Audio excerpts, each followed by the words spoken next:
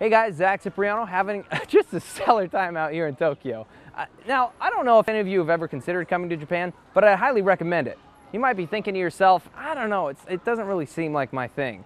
Well, I'm here to tell you that there are plenty of different adventures out there that can match pretty much any experience you want. Let me show you.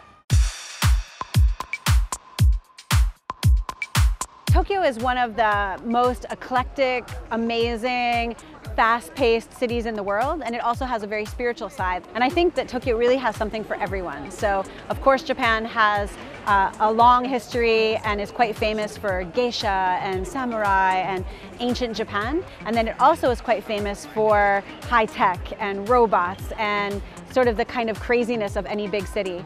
Now, the word city almost doesn't do Tokyo justice. What with its 23 special wards spanning 845 square miles holding a population of 37.8 million people, in the greater Tokyo area, there can be a lot to do and see. Which is why Rachel and I needed a way to cover a lot of ground and fast. Enter the Mara car. Taking on the personas of our favorite superheroes, video game characters, and cartoons, all of us are ready to hit the pavement. Although we left from the Akihabara shop, Maricar has other locations in Shinagawa, Shibuya, and Shinkiba, to name a few. Our go-kart zoomed through the heavy traffic of downtown Tokyo, but despite that, we always felt safe and completely enamored by the towering skyscrapers of the metropolitan area. Sites on our tour included Ginza, a popular shopping district, Tokyo Tower, the Bay, and even the Emperor's Palace. I personally enjoyed riding over Rainbow Bridge and speeding along the loop leading up to it.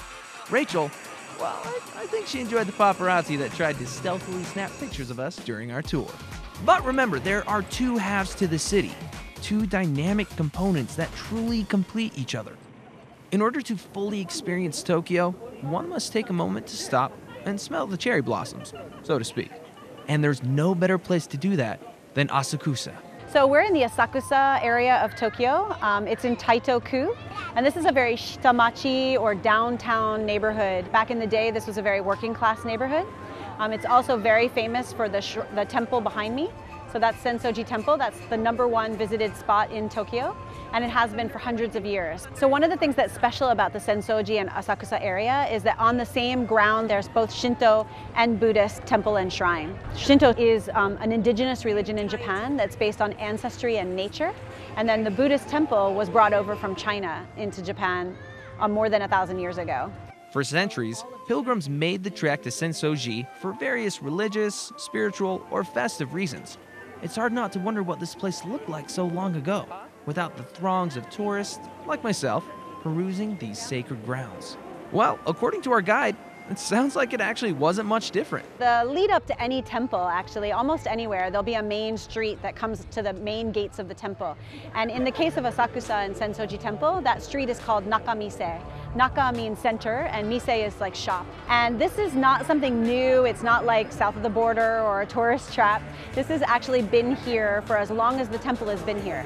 So when pilgrims would come and visit the temple, they would come from a very far away, and it was a big trip for them. And they would come walk up through that center street, and they could get something to eat, something to drink, some souvenir to remember their trip to the temple by. So that tradition continues today. Much like how a Shinto shrine and a Buddhist temple can exist on the same plot of land, the yin and yang of Tokyo balance each other. Equal parts adrenaline rush and tech junkie overload, spiritual enlightenment, and calming introspection. The spirit of this city is real, and it was worth traveling all the way across the globe just to get a feel of it. I think people are afraid to come to Japan. There are a lot of myths about Japan that are still out there in the world, that it'll be hard to get around, that it's too expensive, that there's a language barrier. But I think actually once you arrive here, you'll realize that people really want to help you have a good time. Don't let the myths that you've heard kind of scare you away. There really is something for everyone, and it's a very approachable place once you get here. Well, I would like to give a huge thanks to Maricar and to Arigato Japan Food Tours for two truly unique experiences. Well, I'm Zach Cipriano. We are gonna take a quick commercial break, but when we come back, we're gonna have your product review. Don't go anywhere. I mean that.